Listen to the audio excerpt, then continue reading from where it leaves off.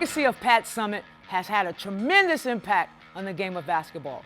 Not just the women's game, but also the men's game. I was fortunate enough to be coached by Pat Summitt my senior year on a team that was going to compete against the 1996 Women's Olympic team. The sheer presence of Pat at our practice that day motivated us to work harder in practice. We were dribbling faster, focusing on our layups.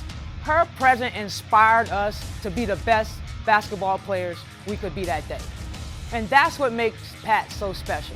The knowledge she shared, the compassion she showed for others to grow, the intensity in which she competed, the way she won championships. She set the standard for women's basketball.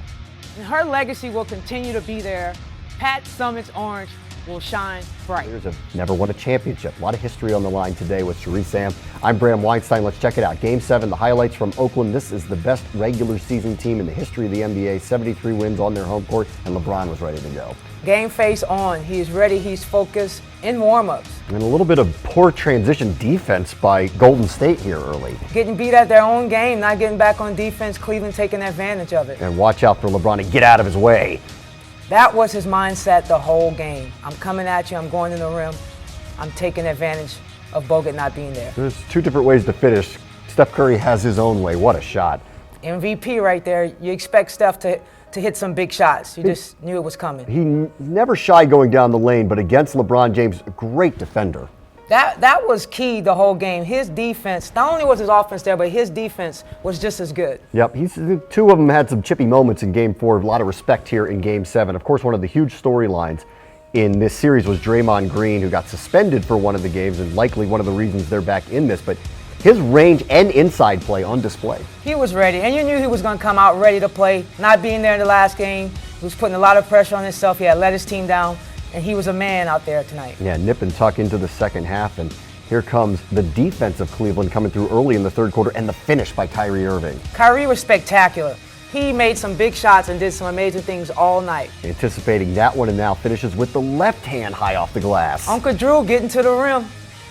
He had a lot of criticism early in this series, really came through here late, became truly the second superstar next to LeBron James. Of course, the issue with Golden State is once they're in transition, you cannot stop them. Can't. That's what they did all season. That's why they won 73 games. The bench was big. Livingston was big.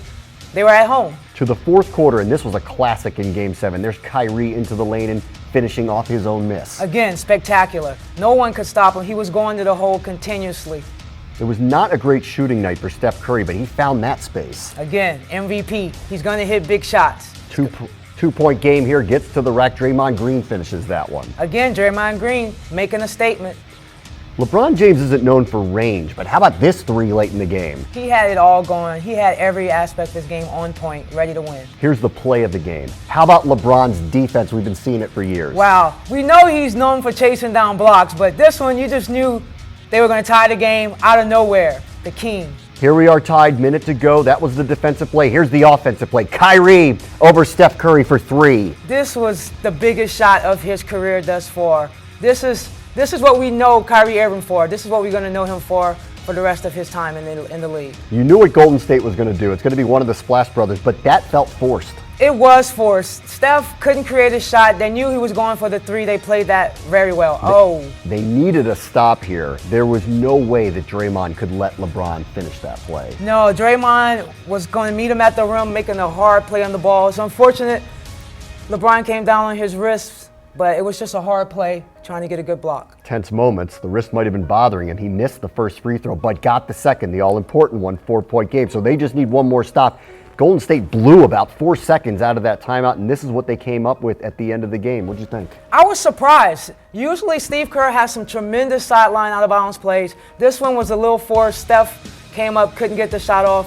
Cleveland wins. And there's a generation of Cleveland fans probably not being able to believe their eyes. The Cleveland Cavaliers, for the first time in their history, have won. All of those people weren't even born when Jim Brown was playing for the Cleveland Browns. And of course, LeBron James, who made a promise to his home state of Ohio, came through and fulfilled destiny. 27 points, 11 rebounds, 11 assists. Cleveland beats Golden State 93-89. They win their first ever championship. They were down 3-1 in the series. How'd they do it? LeBron James. He carried his team. Game 5, he showed up big.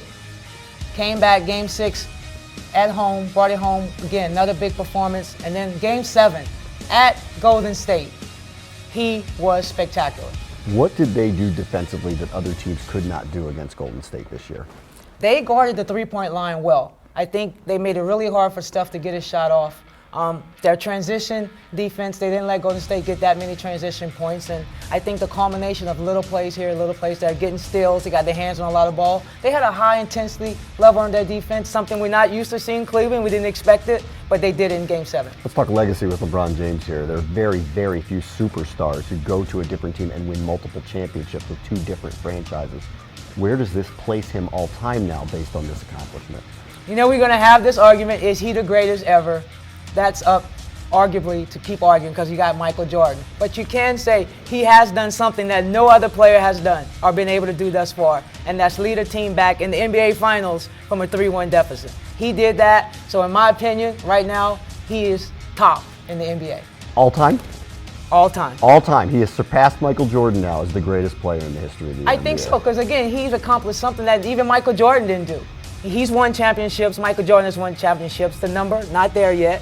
But Mike was never down 3-1, but Mike was never able to lead a team back from 3-1. No one in the history of the league has done that. Think about that.